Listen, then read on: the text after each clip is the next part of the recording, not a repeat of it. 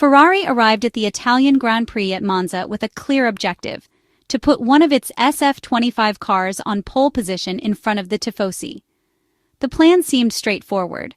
On one of the smoothest circuits of the calendar, often described as billiard-flat, the Scuderia bet on an extremely aggressive low-ride setup to maximize the car's aerodynamic efficiency. But as often happens in Formula One, what looked perfect in theory became a far more complicated challenge on track. The SF-25's limitations forced Ferrari's engineers and technicians to back away from its most extreme configuration, leaving Charles Leclerc unable to battle Max Verstappen and the McLaren MCL39 cars of Lando, Norris, and Oscar Piastri for pole position. In preparation for Monza, the engineers in Maranello identified a way to unlock additional performance: run the SF-25 extremely close to the ground. With ground effect cars, running low helps maximize downforce from the underfloor, which accounts for roughly 60% of the car's aerodynamic load. This plan required a package of very low-drag wings, allowing the car to exploit the downforce generated by the floor without overwhelming the plank that sits underneath the chassis. The reasoning was clear. Lower wing profiles with reduced chord and incidence not only cut drag, helping achieve maximum top speeds on Monza's endless straights, but also allow the car to run closer to the ground without crushing the plank against the asphalt. In the simulations, the strategy seemed optimal. If Ferrari could combine the efficiency of trimmed wings with the benefits of running low, the SF-25 might have challenged the favorites. The plank, a mandatory wooden board placed under the car to regulate ride height, has become one of Ferrari's recurring headaches this season. Excessive wear on this part leads to disqualification, as happened earlier in the year to Lewis Hamilton at the Chinese Grand Prix. With the SF-25, keeping the car low enough to maximize performance has often risked excessive plank wear, especially in situations where high downforce squashes the car too hard against the track. For Ferrari's engineers, led by Diego Tondi, this was the classic short operating window problem. Cover one area and another remains exposed. The more aggressively they ran the car low, the greater the risk of being caught out by the FIA's plank regulations. Ferrari arrived at the Monza circuit with two different rear wing options. One was the proven specification from the 2024 Formula One race, used successfully when Charles Leclerc won in front of Oscar Piastri. This version featured a flat main plane and a minimal flap, reducing drag, but also making the drag reduction system far less effective, with only marginal gains in top speed when activated. The question was whether that known solution would be enough, or whether Ferrari needed to go even further, trimming the wing to extreme levels to reach the ride height settings validated in the wind tunnel, and to give Charles Leclerc the firepower to fight McLaren and Red Bull.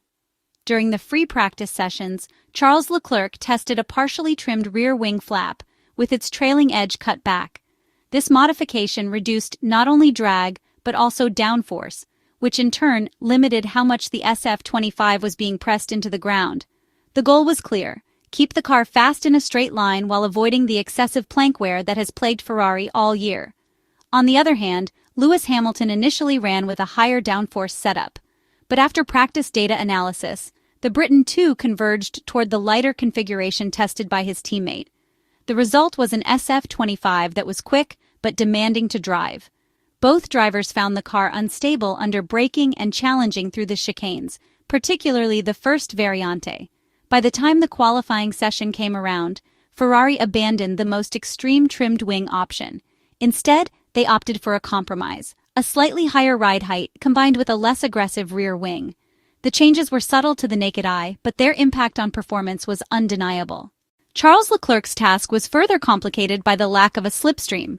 Unlike rivals who benefited from a tow on the straights, Charles Leclerc was the one providing a slipstream to Hamilton.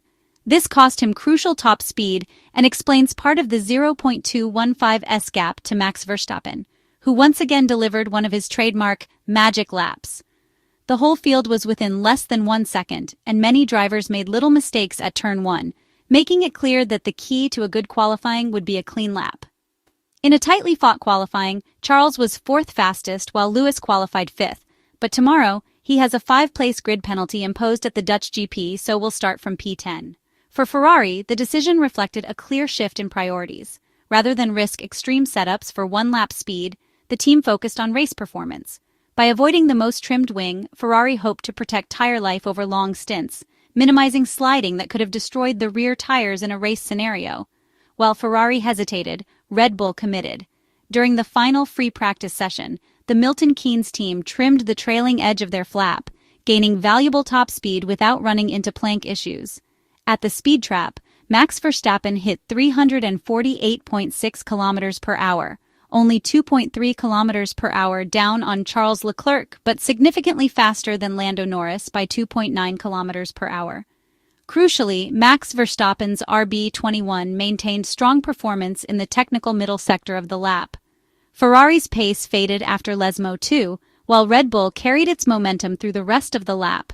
Unlike the SF-25, the RB21 is not constrained by excessive plank wear, giving Red Bull the freedom to explore aerodynamic extremes Ferrari cannot risk. A familiar starting position for the Monegasque driver, but in a different context. Charles Leclerc will start from the second row at Monza, just as he did last year, but the context this time feels very different. In 2024, Ferrari's aggressive setup and Charles Leclerc's pace delivered victory. In 2025, the Scuderia finds itself constrained by compromise, while rivals like Red Bull and McLaren have pushed their concepts to the limit. The McLaren cars, with Lando Norris and Oscar Piastri, have gone in a different direction.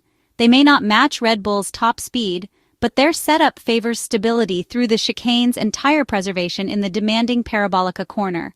Their approach suggests strong race pace and the ability to challenge Ferrari over long stints. So what is the challenge ahead for Ferrari? For the Maranello team, the race will be a test of balance. The SF-25 is quick in a straight line, but harder to control through Monza's technical sections.